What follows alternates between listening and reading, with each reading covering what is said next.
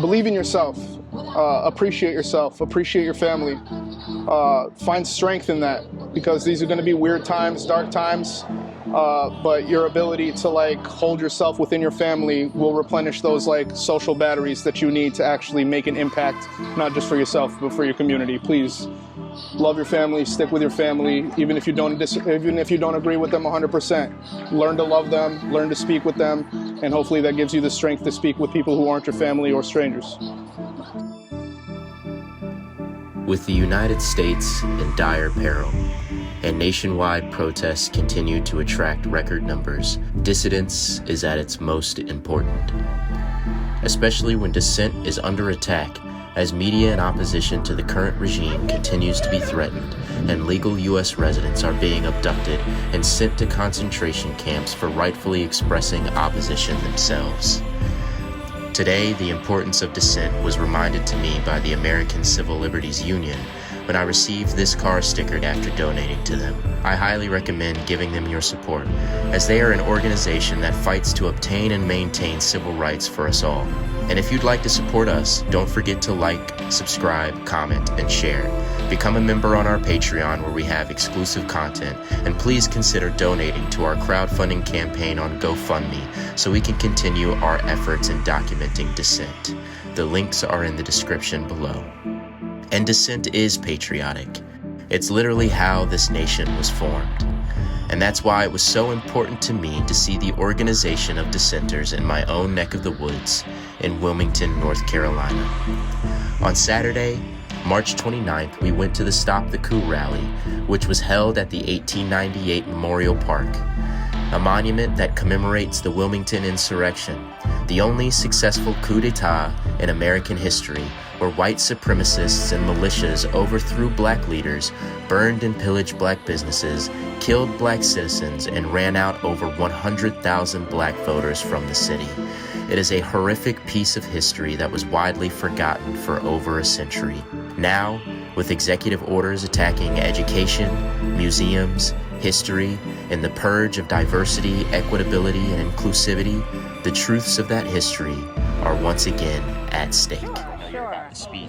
Yeah. So Red, White, and Blue, we are a nonpartisan, women-led organization, nonprofit, and we got started on 2018 after Trump's first election. And some suburban women up in Ohio, when they realized these white suburban women were being attributed to his win, basically did the oh hell no, and so they started meeting in their living room over wine and just started brainstorming how they could change the world. I'm Janice Robinson. I'm the North Carolina director for Red, Wine, and Blue. Woo! And I want to thank Sonia for inviting Red, Wine, and Blue. It's good, always good to be in the company of Senator Murdoch.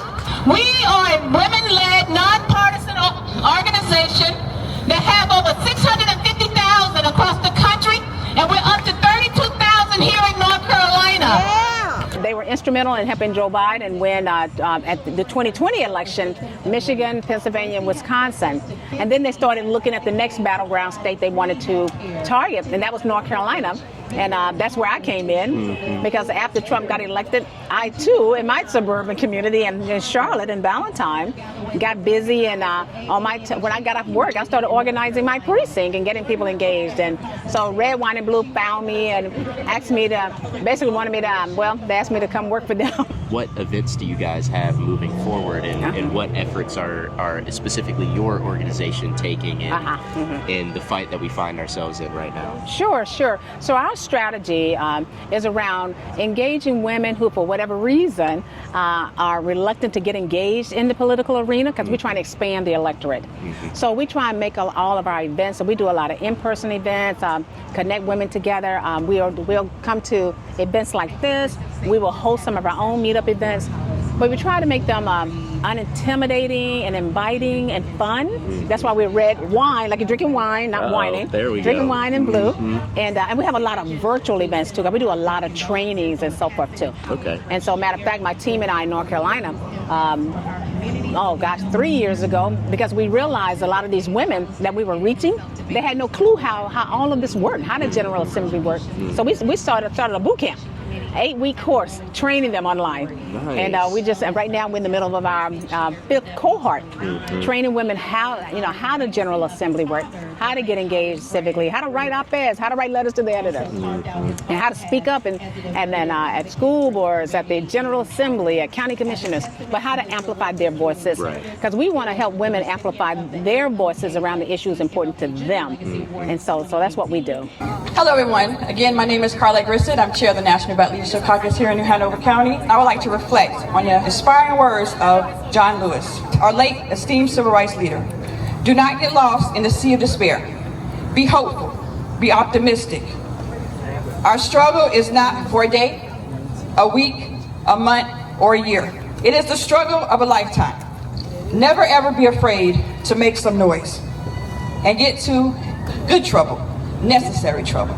My name is Leo with New Hanover for All. I'm the chapter organizer. Ms. Sonia Patrick is one of the people that I look up to the most. Elon Musk was not elected. And apartheid is not welcome here in the United States. The U.S. Senate did not confirm Musk. Musk's position is unconstitutionally unlawful. As you can see, like the magic that she can fold into these events, it's something that really inspires me, and hopefully one day I can like carry on into the future so that she can rest up and like chill out for like a few years. How did you get involved? I got involved, so with New Hanover for All, I worked with the Bernie Sanders campaign as a victory captain. And then I grew up on the north side of Wilmington, close to here. My family had an economic foothold here, and living as an Arab in the South, I didn't really have any place to go but to feel community. And then on the north side of Wilmington, I would come by and they would embrace my family, they would embrace me, gave me a lot of little brother vibes, little cousin vibes. I realize now that I'm older, a lot of these communities they can't afford to live in Wilmington, and these are the communities that helped raise me, that instilled a soul in Wilmington. So given the opportunity to chapter organize for New Hanover for All, I jumped on it because I'm trying to not lead but empower people to step into their own leadership. The gentrification around here has been absolutely insane. I would like to ask, what would you think is your biggest concern given this administration that we're seeing today?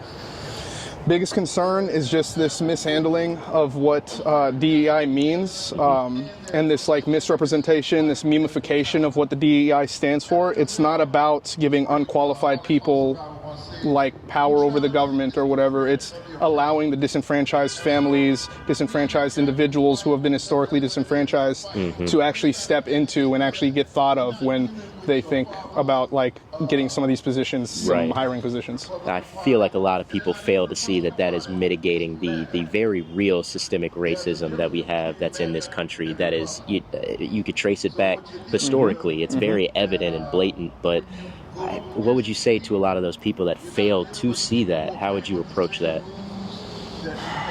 It's tough. I don't really... To me, it looks like not really a lack of like knowledge. It's like a lack to like seek the truth outside of this like reductivist, DEI was just for black people who weren't qualified to get into positions of power, and I don't want any kind of person like that in power. And it's very just reductive. Very, very reductive, very and it's just wrong. It's and it takes effort to actually grow out of that kind of mindset. And I just, it's this classical American stuff where they prefer the least common denominator, the easiest path forward. And it's just difficult, that conversation, to bring them out of it. A lot of apathy going around, which is really sad. Which is disguised as ignorance. It's like you really are apathetic about this. Because you don't care. Do know. You just don't care. Exactly. And you're actively working against the knowledge that you have, because we all have the knowledge right at our fingertips, We have the opportunity to gain that knowledge, and most of us do have that knowledge because we see it every day. It's just the apathy that a lot of people fall into because they don't want to care. Facts. I don't like what's happening with the education system being erased.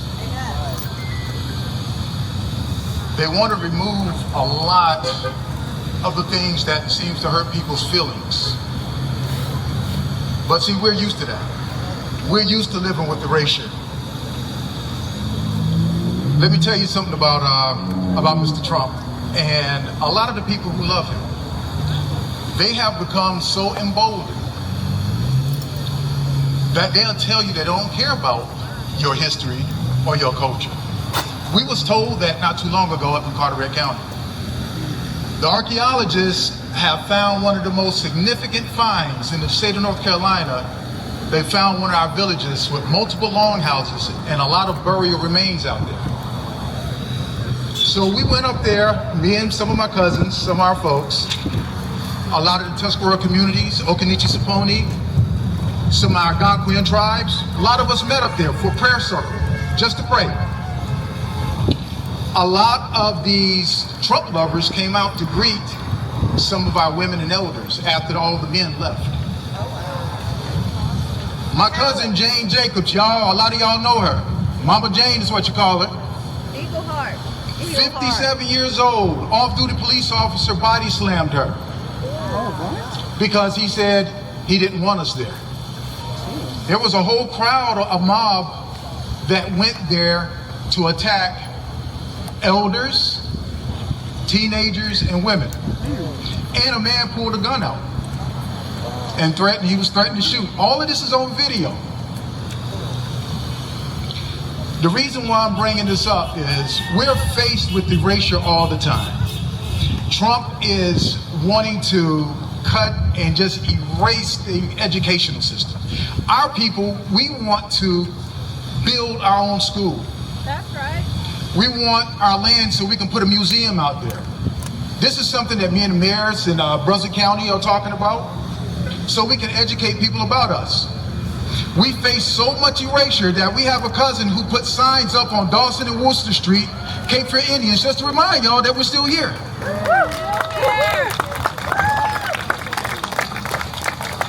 We're not going anywhere. Do you have anything that you would like to plug? New Hanover for All, follow us on Facebook. I know how corny that sounds, but that is a good first step to see what we're going to be doing in the future. We have a few events. Our membership, which is New Hanover for All, is a member-led organization. Our members voting on a housing initiative. If you would like to get on top of that, follow us on our Facebook page. The members are still coalescing around specific dates, but I know that we have a specific date with the NAACP. So look out for them as well in partnership with New Hanover for All. And yeah, it's nothing to do with me, but it's up to people to step into their own leadership. And that's how I'm hoping to approach every situation going forward. Is there anything else you want to leave us with? Yeah. Believe in yourself. Appreciate yourself. Appreciate your family.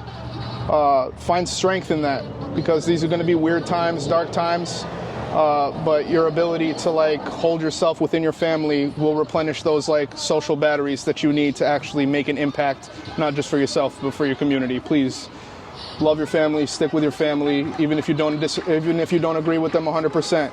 Learn to love them, learn to speak with them, and hopefully that gives you the strength to speak with people who aren't your family or strangers. I love that. Thank you so much. I really appreciate that. Always Thank chance. you. My Thank man. you. It was an honor. Of course.